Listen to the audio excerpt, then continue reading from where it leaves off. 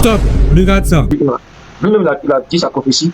Il a réalisé, Dieu a écouté ses paroles. La prophétie s'est réalisée. Aujourd'hui, on parle de Imra. Il devrait normalement venir dire merci à Showbuzz. Tu lui as offert un plateau pour venir s'exprimer.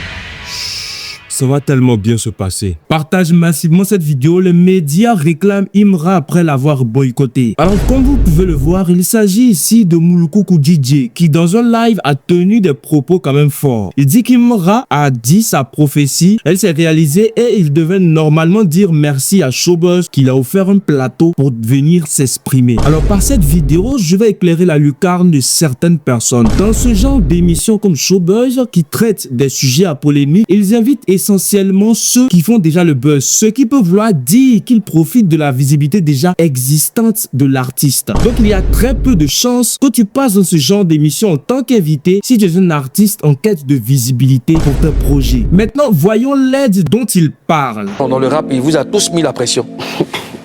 Ah ouais.